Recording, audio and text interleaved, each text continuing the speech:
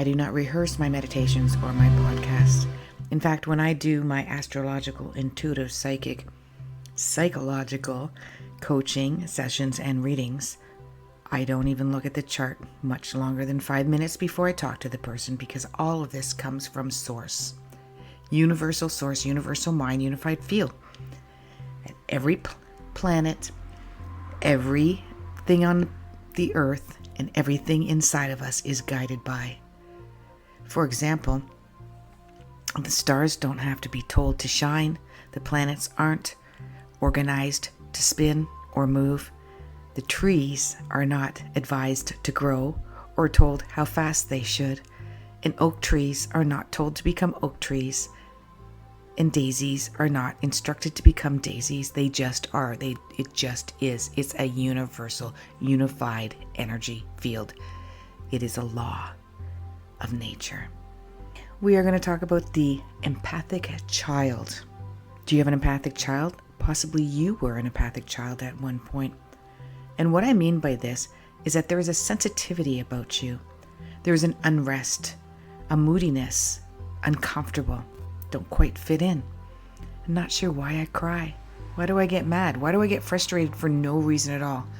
How come I walk into a grocery store and all of a sudden I become full of anxiety and panic and I have to leave? I cannot handle hospitals, and I do not like going into airports or airplanes where there is a lot of anxiety.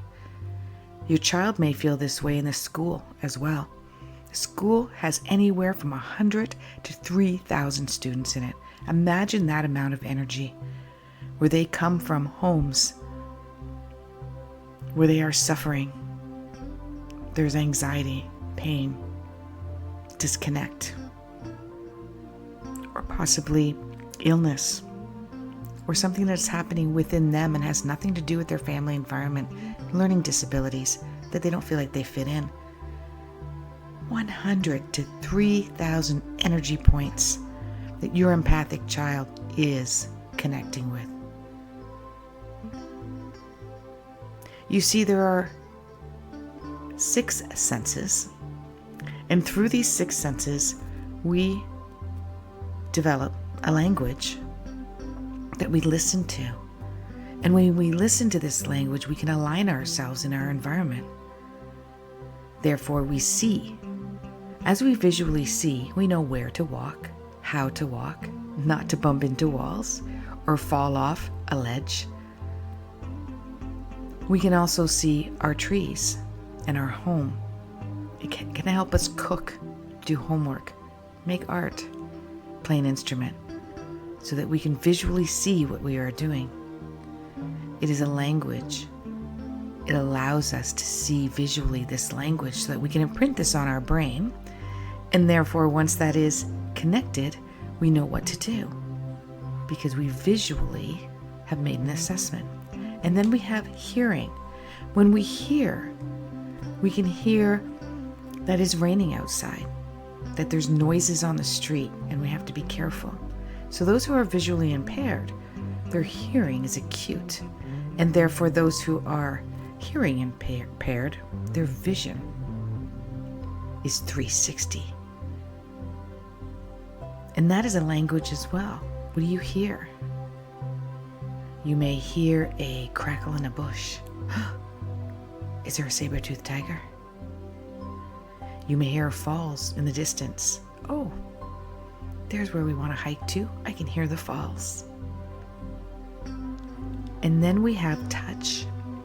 Touch can tell us if something is too hot or too cold, if it's prickly or uncomfortable, if it's soft to the touch. And then we have, yes, and then we have smell. Does it smell good? Does it smell bad? Should I eat it? Shouldn't I eat it? Am I getting closer to a destination because I can smell the fields? I can smell the fish? Did it just rain? Because I can smell the worms, the earthiness. And then we have the 5th sense of taste. It does not need explanation. The 6th sense is our intuition, is our gut feeling, is our heart center, the physical sensations that we have in our body. And we are much more tuned into this when we are children.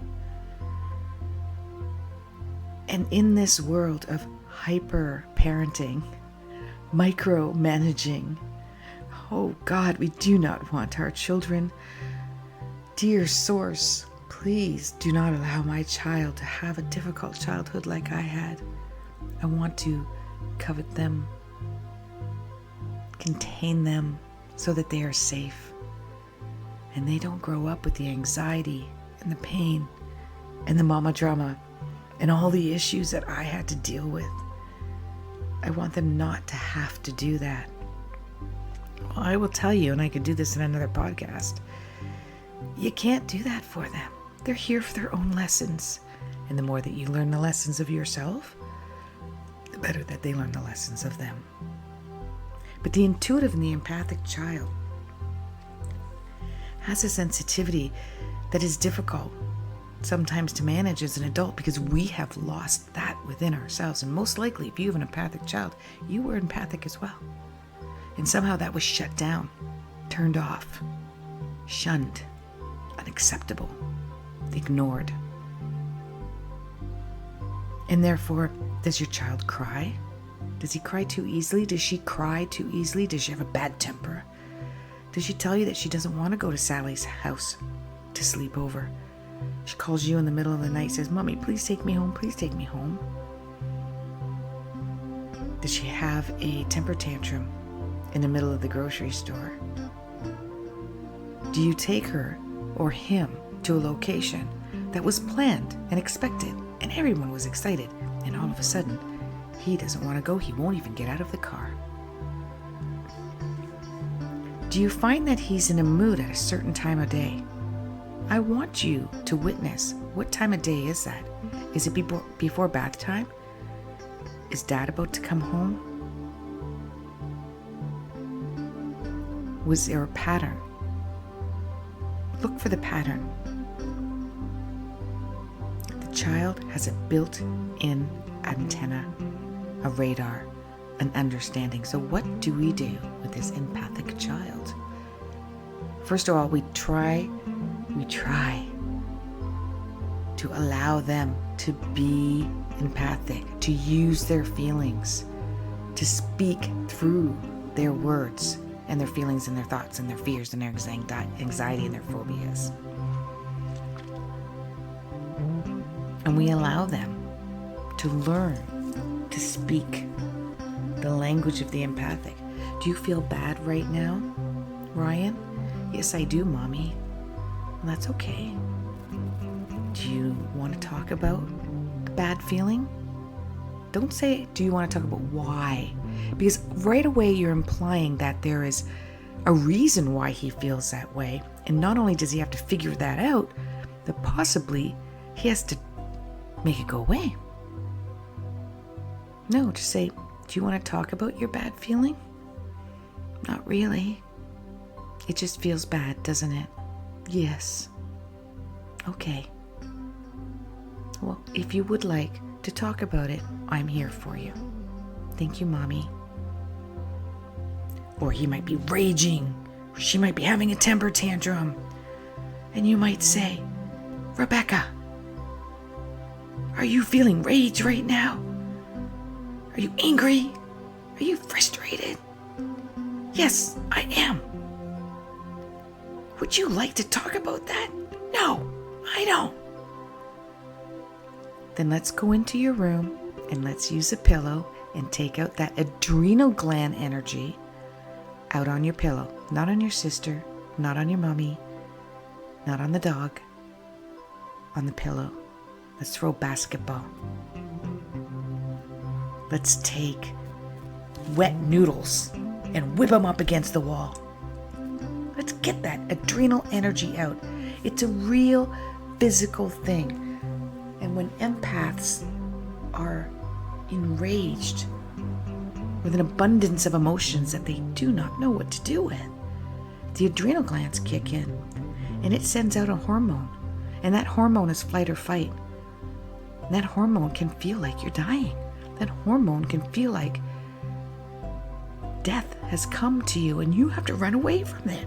It's scary. It's frightening. It's overwhelming. But it's a chemical, and all it needs to be is released. It needs to be used. But there's no saber-toothed tiger that they're running from. It is the emotion of someone else.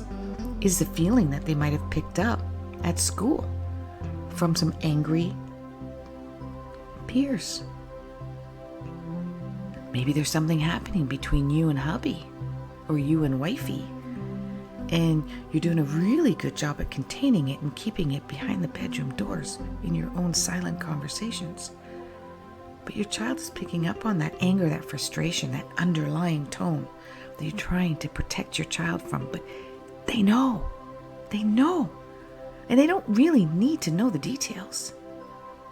But the acknowledgement that, you know what, Mommy's having a bad day. I'll be like, okay, Mommy, thanks. And if your empathic child comes up to you and say, are you okay, Mommy? Don't say you are when you're not. You don't have to give a detailed explanation. Just say, no, you know what, I'm not okay. But I will be okay. I'm safe. Just having one of those bad days, you know? You ever have those? Oh, yes, I do, Mommy. I have them. I had one today.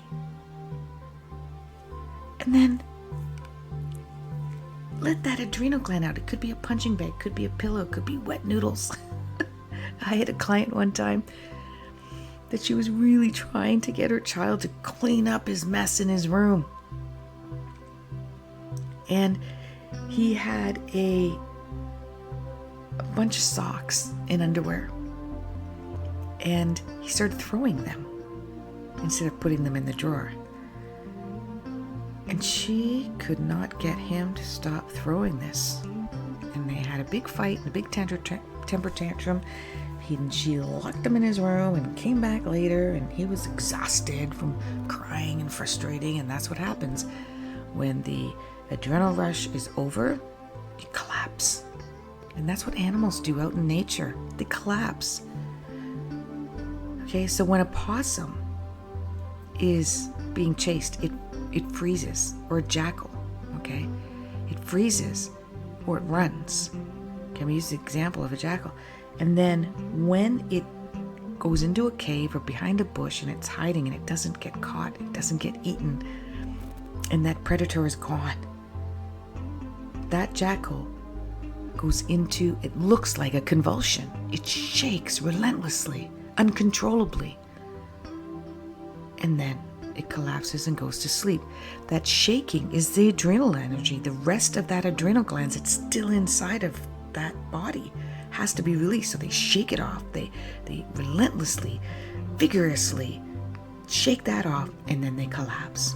And we humans are no different. So what did I tell this client? I said, next time that happens, open up the sock and underwear drawer. And if it's not in the same drawer, make it the same drawer. Open up that drawer and whip those socks in there. See how many you can get in.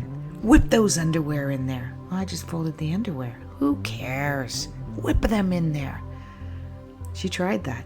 They had a blast. So when you have your intuitive child who's emotional, frustrated, flustered, angry, try some of these techniques. Many of them are extremely creative. They do really well for listening to music, especially orchestrated music, Bach, Beethoven, as they fall asleep. Some of them like the sound of water as they fall asleep. And many of them are extremely creative and artists, and a lot of them are perfectionists and overthinkers. Let them be abstract. Take them to a museum and show them that 80% of the art in that museum is abstract. It's a blob on a canvas. It's twisted metal. It's photography of clothes piled on top of clothes to make a statement. It's abstract. We don't need to be perfect. So if you have an empathic child, let them be. Let them feel. Let them express themselves. without having to manage it, figure it out, deal with it, analyze it. Just let it be. Namaste.